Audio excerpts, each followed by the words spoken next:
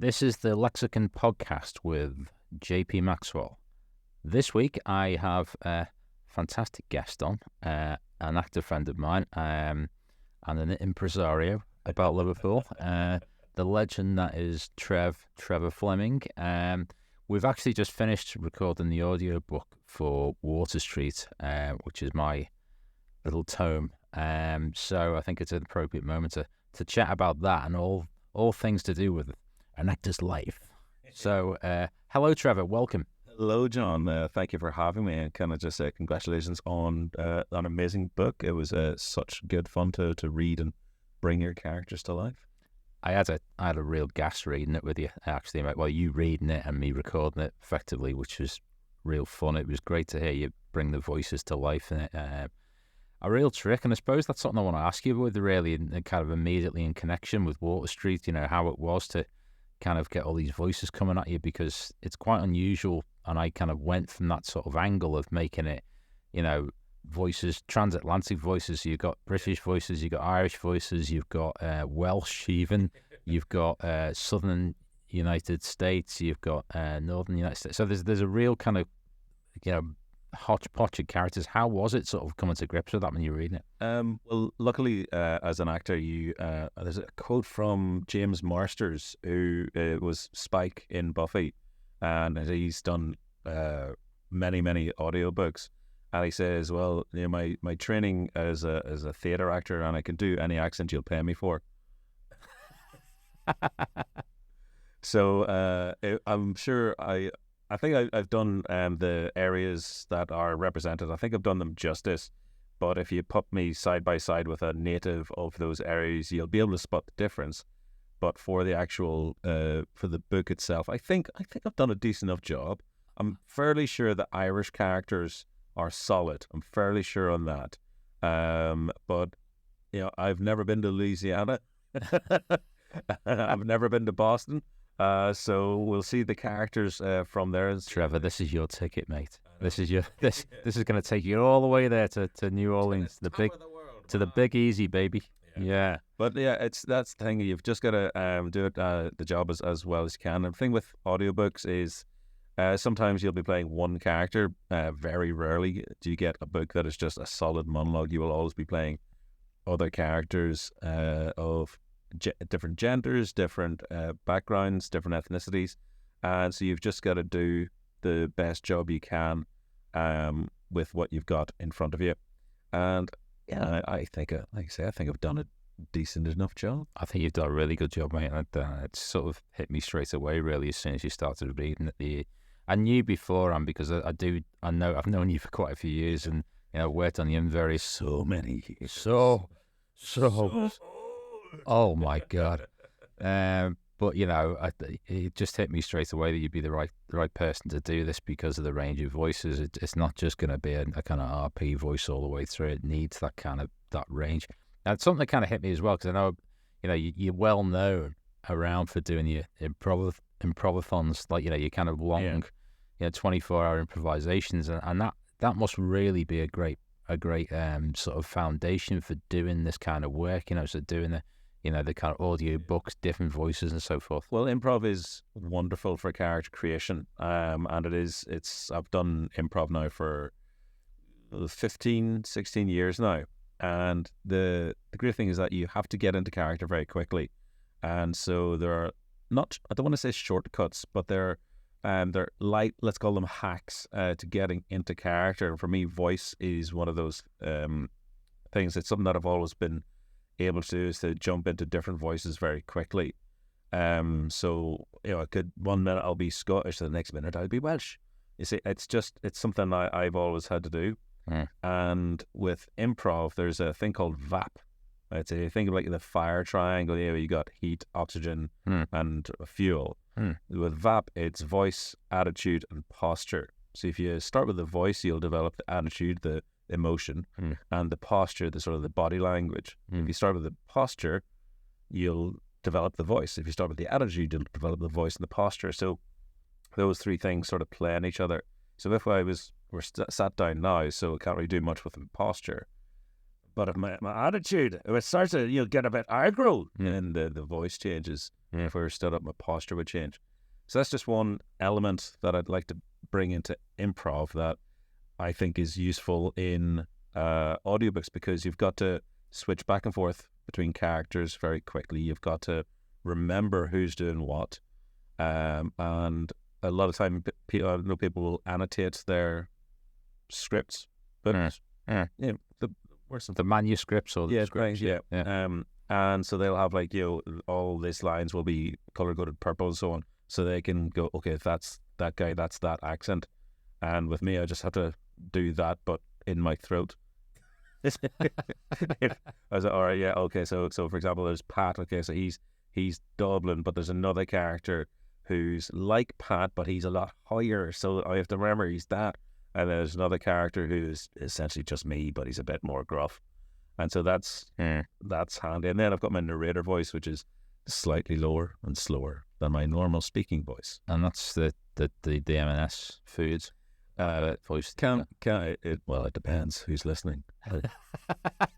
If there's anyone there who requires not just a book, but a JP Maxwell book. Yeah, a JP Maxwell book. This isn't just any book. Any book. It's a John P. Maxwell book.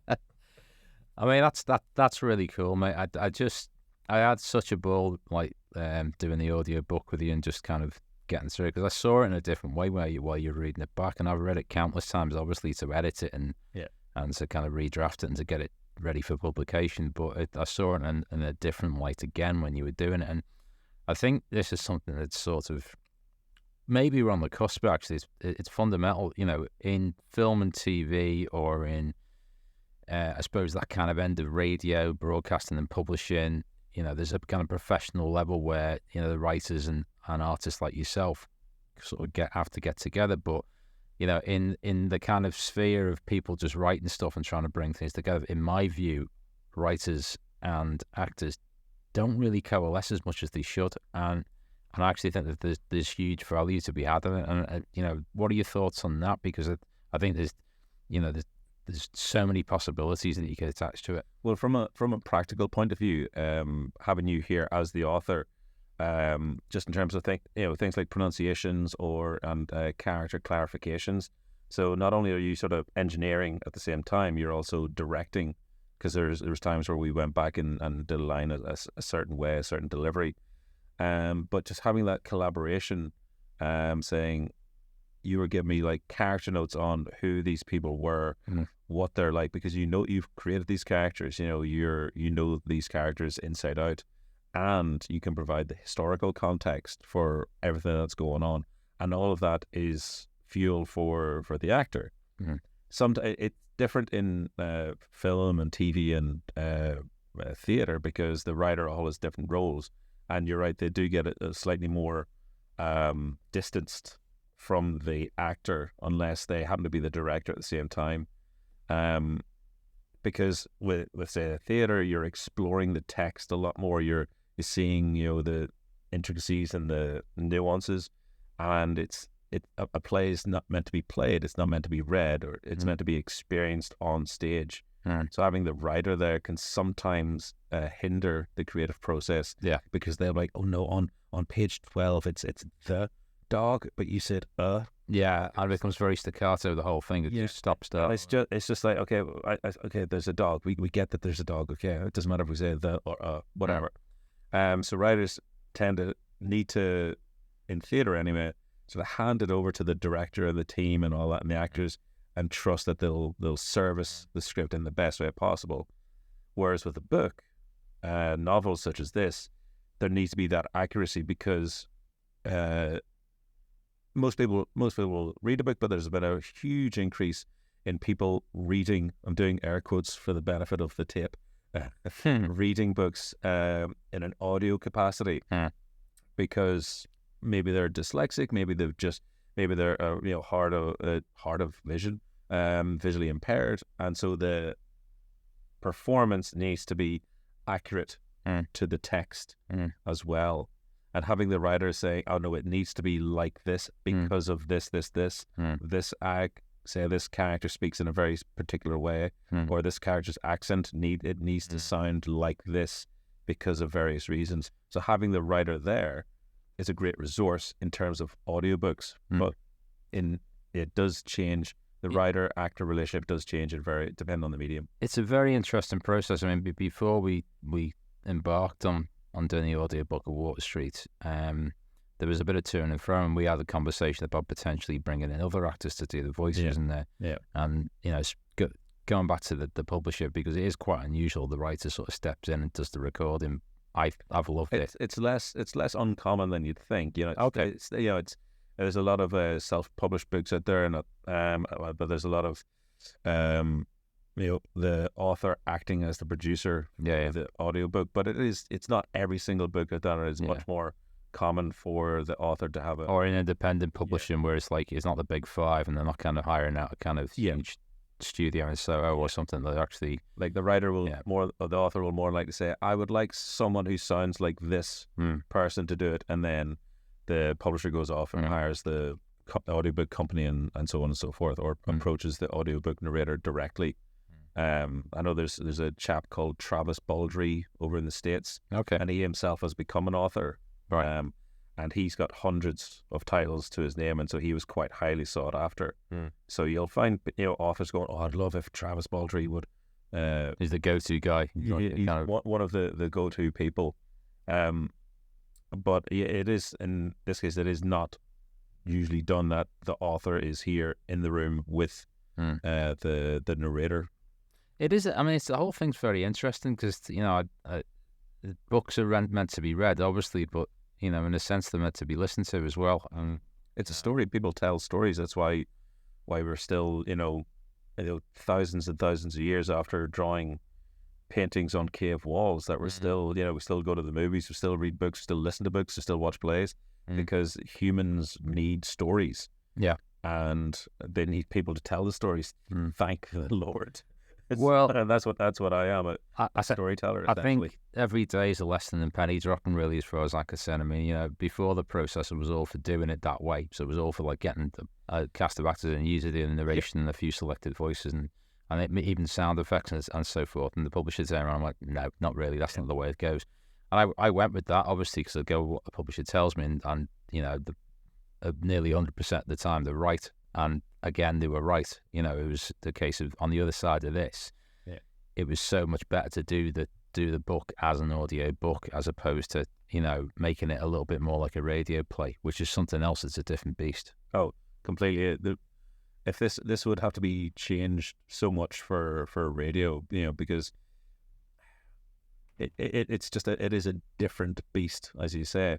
It's all the words that you have describing the action stuff that has to happen in an oral sort of manner. It has to be described orally to the listener, unless it's a radio version of the book, which is another different thing. Yeah. So I think that ultimately the way that we ended up doing it with traditional single narrator, I think is a great way.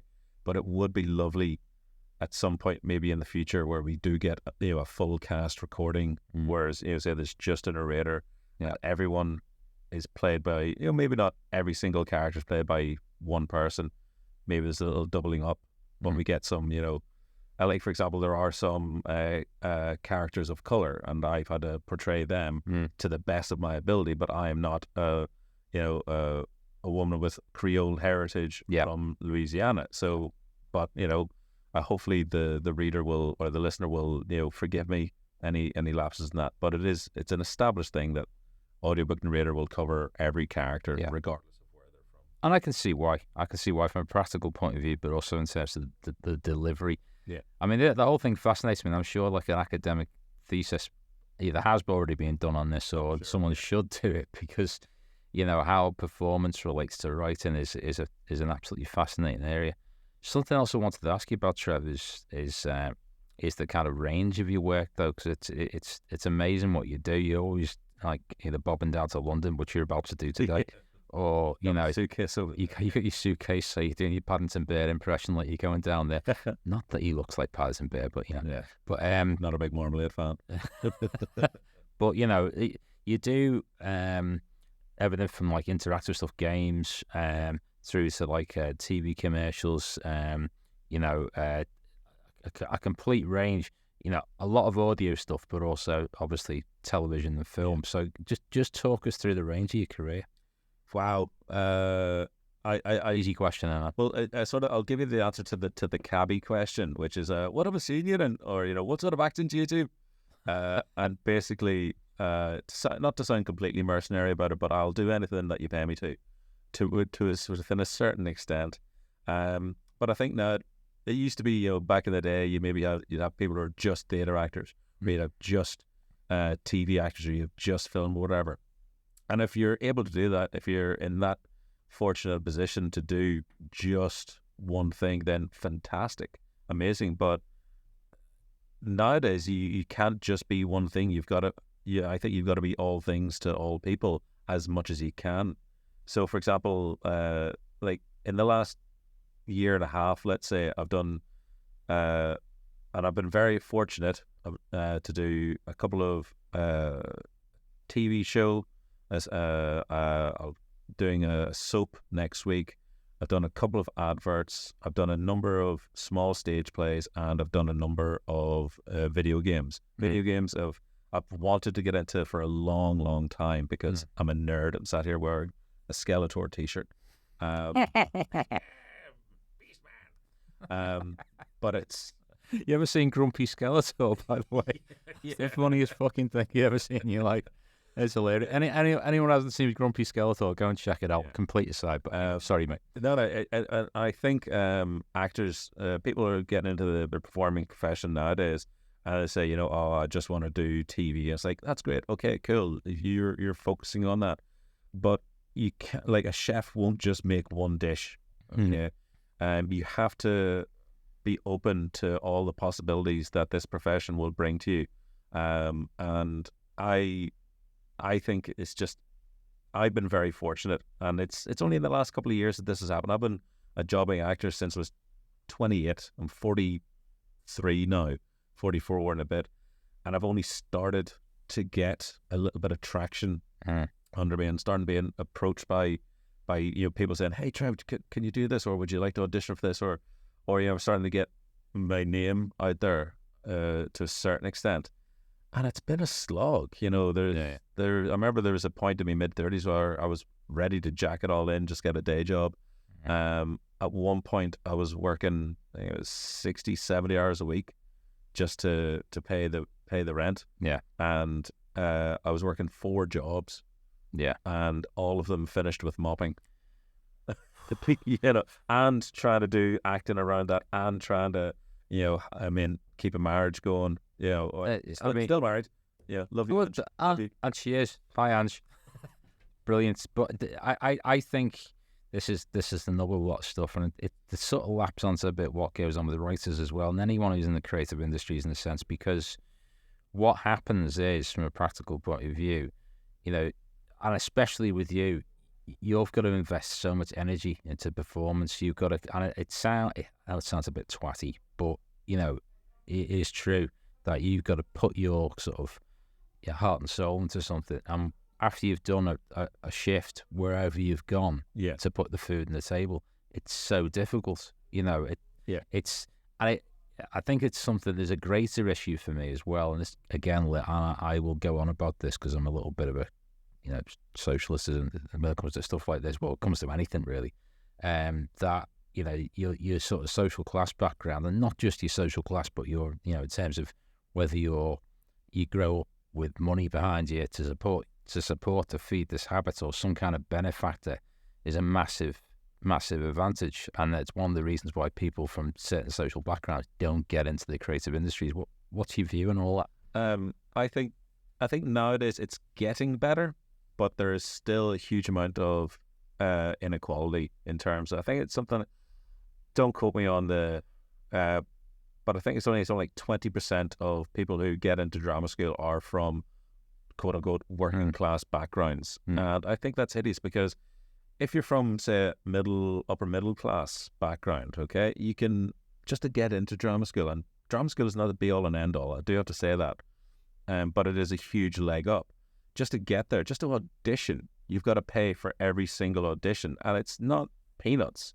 It's hundreds of pounds per audition, and then you've got to travel there, you've got to stay over there, and if you get through to the next round, you've got to do it again. Okay, and if you get, sometimes there's 3, sometimes there's 4 rounds, and so just auditioning to one drama school could cost you $1,000, let's say. Let's say you've applied to 10 drama schools, and there's 10 grand. Where are you going to get that from? Yeah, just in the if you've got mum and dad have a pile in Kensington or somewhere, and you're just staying in the pool house. I'm going to emphasise Kensington, London, not Kensington, Liverpool. Not Kenny. Not Kenny. If you want to do what? You want to act? Yeah. If mum and dad, have well, you can stay in the Kenny flat, or whatever. It's a lot easier for you to be in London, to go to auditions. Again, being in London is not the be all and end all, but it gives you considerable leg up. I think that's why I'm very passionate about helping people in terms of, for example, if I see an audition for an Irish person, or for example, the Everyman Theatre in Liverpool just put out a casting call for the Lieutenant of Inishmore, and they want native Irish actors based in Liverpool and based either from or based in the area. And so as soon as I saw that, reshared it. Yeah. Because I want as many people to have that opportunity as possible. Yeah. Whereas, 15, 20 years ago, it might have been someone sees that, oh, I'll take that, and maybe rips the poster off the wall or something like that. Yeah. I think the opportunities that are out there need to be shared as much as possible, and by helping other people, you will ultimately help yourself. Yeah. And I think that by having a privileged background, you've already got a leg up. You've already got that head start. Maybe you went to Eton or you went to Harrow, and your dad knows the head of the BBC. Yeah. And you'll get a small part in a play or in a BBC drama. So, okay, cool, great stuff. What about Mike, who's really wants to act, is possibly the best actor of his generation, but is just can't get to the audition because the car's broken down and can't afford the bus or childcare or something like that. Anything like that. And I just think there needs to be a lot more opportunities, a lot more openness in the industry for people from, again, quote unquote, lower class backgrounds or working class backgrounds or just underprivileged. Yeah. And this goes through the gamut of ethnicity, gender, sexuality, all of these things that they are linked, and there is a there's a drive, and that's been a drive in recent years. I mean, something that's interesting that's happened in Liverpool, I think, there's always been a kind of a creative community, a creative currency. There's always been groups of filmmakers, groups of musicians, obviously, going way back with that, but also still now, actors, writers. I mean, it's quite good in terms of a city because, it's almost like a kind of village thing where everyone knows everyone and everyone sort of bounces off each other. So that's a real power. Just to kind of put a plug in for my agent, who Claire Coombs, who started the amazing Claire Coombs, who started off the Liverpool Literary Agency. It would have been unthinkable, till very, very recently that you had a literary agent that was based up here, because that side of the business, traditionally would be in London, maybe Edinburgh at a stretch or somewhere like that. But it's quite unusual, or would have been considered quite unusual. Now, more of this stuff is happening. There is a sort of more of a spread, and maybe it's down to technology. I mean, what's your view on that? I think it's a fantastic thing that there is a literary agency in Liverpool that is doing very well. There's not just yourself. There's quite a few other fairly high-profile books that are coming out, and it's not just one. It's not just Ashley Nugent with Locke. Yeah. It's not just books about Liverpool. There's all different genres, all different sorts of authors. But I think the internet has helped with that. With the globalization of technology. You can have a meeting with someone in Zurich and Edinburgh and LA all at the same time. You don't need to be in an expensive office in London to publish a book. You don't need that to happen. And I think more of that needs to. Why can't there be places in Leeds, in Newcastle, in Glasgow, in Bristol?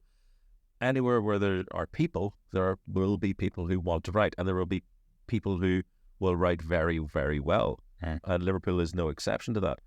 And I just think people need to have that opportunity to be creative. Being creative is literally a lifesaver for some people. And the fact that a lot of it seems to be gate kept, is that a word? It is now. That's just a tragedy, you know. And sometimes there's the working class attitude of, oh, right, no, it's not for me. You know, oh, fancy pants writers. It's like, no, yeah, it can backfire, can't it? Yeah. But it should be seen as something that there is. Everyone has a story, you know, and everyone should be able to tell that story, and it shouldn't be the size of your bank balance that affects that. Yeah. So absolutely. Well, before we ride off into the sunset, we ride off into the sunset.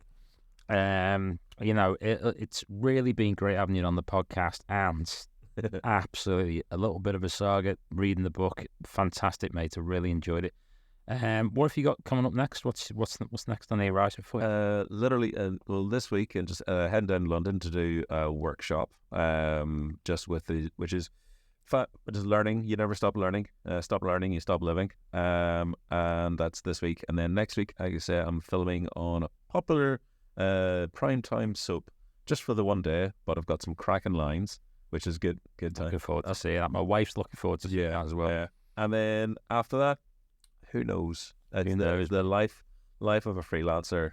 It's only January, and I've had a couple of gigs, so yeah, it's looking okay for the year. But who knows? I might need to put on my barista uniform at some point throughout the year. You never know, and that's fine. Your barista or your barrister? Well, you wouldn't want me defending you in court, but for sure. Put the voices on, mate. I put it to you, my lad, that you ordered the flat white. That's fantastic. That's a sketch, isn't it? He's running himself. Right, well, Trevor, thank you so much for joining us, and even more so, 1,000 times, a million times, thank you so much for reading the book. Absolutely blessed with you, mate. If it was shit, I'd tell you. I'd tell you he would as well. He bloody well would. So it's coming out soon. Water Street, the audiobook version will be available very soon, and this podcast will be available very soon. Trev, love and light, mate. Thank you so much for joining us. Thank you. All the best.